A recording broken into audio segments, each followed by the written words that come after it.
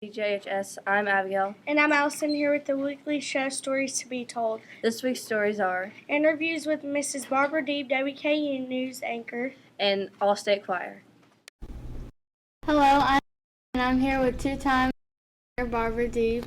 Hi, Megan. Hi, how are you? I'm good, thanks. Miss Deeb, can you explain to us what exactly your job is and what your responsibilities and tasks are? That's a good question, and my job is never the same. No 2 days of my job are the same. My official title is producer-host, and I've been an anchor, a news anchor for years.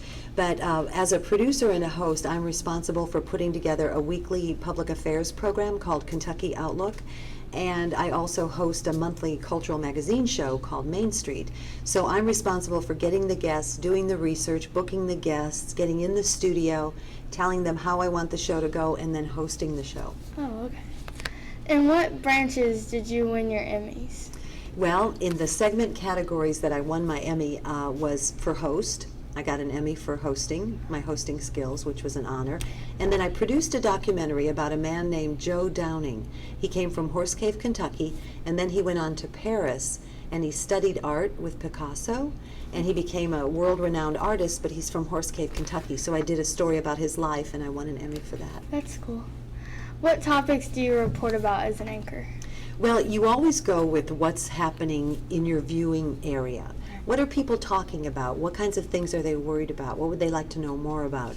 And then I will concentrate on that and try to do stories related to that. Oh, okay. Have you met any celebrities throughout your career?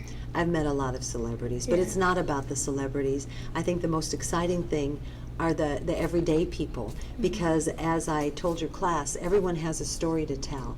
And I think it's just getting people's stories out there that's exciting. Yeah. Which radio stations have you worked for throughout your career? Oh, many different radio stations, commercial radio stations, but I always have loved public radio, which is the non-commercial PBS, NPR affiliates, public radio and public TV. And they just allow you more time to tell a story and in more depth. And so it would take too long for me to go through all of them. Do you have any advice for our news team or our future broadcasters? I do. I absolutely do. And that advice would be to do what you love, because if you're going to work for the rest of your life, you want to do something that you're going to love doing. Do it with passion, lots of knowledge, and have fun. Thank you, Ms. Deeb. It's been a pleasure to have you here at BGJHS. Thank you. It's been a pleasure. Thanks.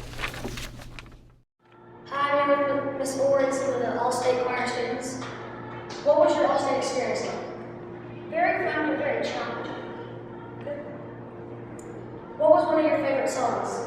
Mine was This Old Man. We actually had 4 parts going on at the end, and we did it for like 4 verses, and then we all played together, and it was big.